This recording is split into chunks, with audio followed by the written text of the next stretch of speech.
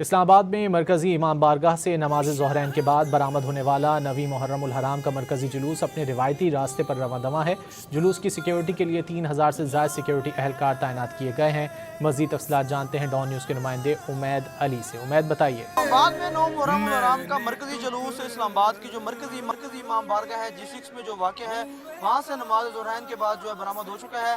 میں اس وقت جو مرکزی امام بارگاہ ہے اس کے باہر موجود ہوں، اور یہاں پہ جو عزاداران ہیں ان کی بڑی تعداد جو ہے اس وقت موجود ہے۔ اگر جلوس کی بات کریں، جو جلوس یہاں سے برآمد ہوا ہے وہ اس وقت اپنے جو اس کے روایتی راستے ہیں اس پر جو ہے رواں دواں ہے۔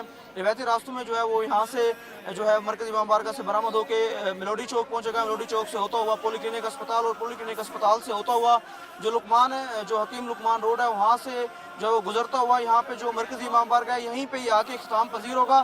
اگر جلوس کی سیکورٹی کی بات کریں، سیکورٹی پر جو ہے 3000 سے زائد جو ہے پولیس اور دیگر جو لا انفورسمنٹ ایجنسیز کے اہلکار ہیں وہ یہاں پہ تعینات کیے گئے ہیں۔ اسی طرح ٹریفک پولیس کے بھی اہلکار تعینات کیے گئے ہیں تاکہ جو ٹریفک کی جو روانی ہے وہ بھی برقرار رہے۔ جو عزاداران ہیں اس وقت ان کی بھی جو ہے بڑی تعداد یہاں پہ جو ہے موجود ہے، اور جلوس میں بھی جو ہے مرکزی جلوس ہے اس میں بھی عزاداران کی بڑی تعداد جو ہے موجود ہے، اور جگہ جگہ پر جو ہے سبیلوں کا بھی اہتمام کیا گیا ہے، اور جلوس جو ہے وہ رات گئے اختتام پذیر اسی مرکزی امام بارگاہ پہ ہی آ کے جو ہے وہ پہنچے گا۔ جی بہت شکریہ ان تفصیلات کے لیے۔